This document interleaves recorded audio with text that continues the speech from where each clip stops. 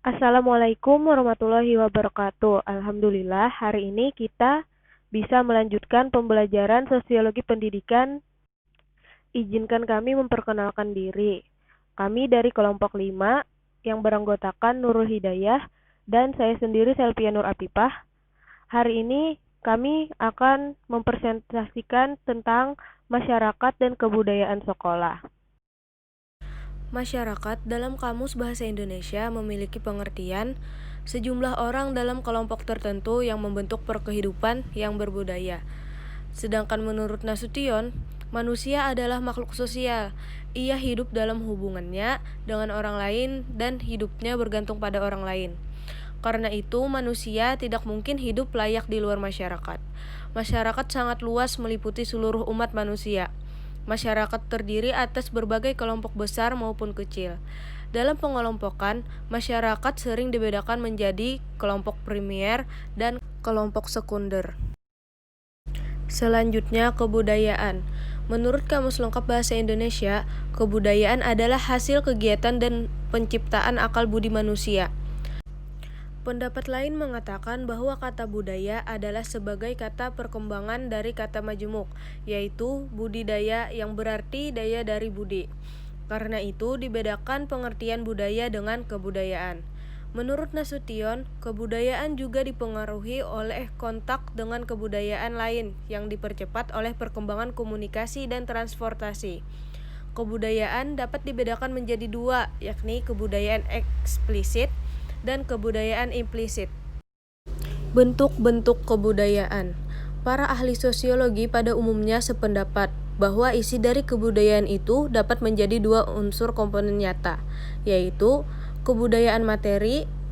Bagian materi dari kebudayaan itu meliputi segala sesuatu yang telah diciptakan dan digunakan oleh manusia dan mempunyai bentuk yang dapat dilihat dan diraba. Yang kedua, kebudayaan non-materi. Aspek non-materi dari kebudayaan ini merangkum semua buah karya manusia yang ia gunakan untuk menjelaskan serta dijadikan pedoman bagi tindakan-tindakannya. Dan itu tidak hanya dapat ditemukan di dalam pikirannya orang-orang. Selanjutnya, kebudayaan sekolah. Budaya sekolah merupakan kebiasaan-kebiasaan, nilai-nilai, norma, ritual, mitos yang dibentuk dalam perjalanan panjang sekolah yang dipegang bersama oleh kepala sekolah, guru, staf administrasi, dan siswa sebagai dasar mereka dalam memahami dan memecahkan berbagai persoalan yang muncul di sekolah. Sistem pendidikan mengembangkan pola kelakuan tertentu sesuai dengan apa yang diharapkan oleh masyarakat dan murid-murid. Kehidupan di sekolah serta norma-norma yang berlaku di situ dapat disebut dengan kebudayaan sekolah. Nah, biasanya masing-masing sekolah memiliki kebudayaan atau kebiasaan masing-masing, di mana kebiasaan tersebut berbeda antara sekolah satu dengan sekolah yang lainnya. Selanjutnya, norma-norma sekolah dalam situasi belajar. Contoh penerapan norma dalam situasi belajar yakni A. Norma agama, yaitu suatu petunjuk hidup yang berasal dari Tuhan bagi penganutnya, agar mereka mematuhi segala perintah dan larangannya, yang berisikan peraturan hidup yang diterima sebagai perintah, larangan, dan anjuran yang berasal dari Tuhan. Contohnya adalah berdoa sebelum dan sesudah pembelajaran. Kemudian yang B, norma kesopanan, yakni peraturan hidup yang timbul dari pergaulan segolongan manusia dan dianggap sebagai tuntutan pergaulan sehari-hari sekelompok masyarakat. Contohnya, sikap saling menghargai, baik ketika guru menerangkan ataupun ada siswa lain yang memberikan pendapat. Kemudian yang C, norma kelaziman, yakni tindakan manusia mengikuti kebiasaan yang umumnya dilakukan tanpa berpikir panjang, karena kebiasaan itu dianggap baik, patut, sopan, dan sesuai dengan tata krama. Contohnya memberikan salam kepada guru. Kemudian yang D, norma kesusilaan, yakni pedoman yang mengandung makna yang dianggap penting bagi kesejahteraan masyarakat yang dianggap sebagai aturan yang datang dari suara hati sanubari manusia. Contohnya, menghargai perbedaan gender antara laki-laki dan perempuan beserta peranannya.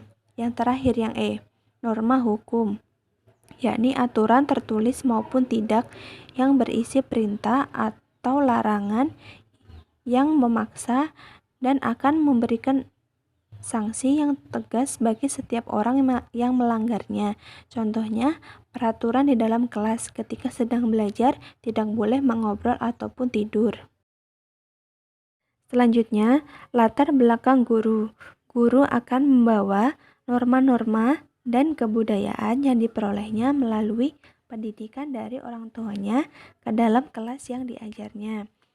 Dalam kelas, gurulah merupakan daya utama yang menentukan norma-norma di dalam kelasnya, dan otoritas guru sukar dibantah.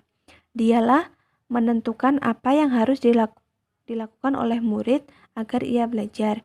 Ia menuntut agar anak-anak menghadiri setiap pelajaran, agar mereka berlaku jujur dalam ulangan, datang pada waktunya ke sekolah, dan melakukan tugasnya dengan penuh tanggung jawab.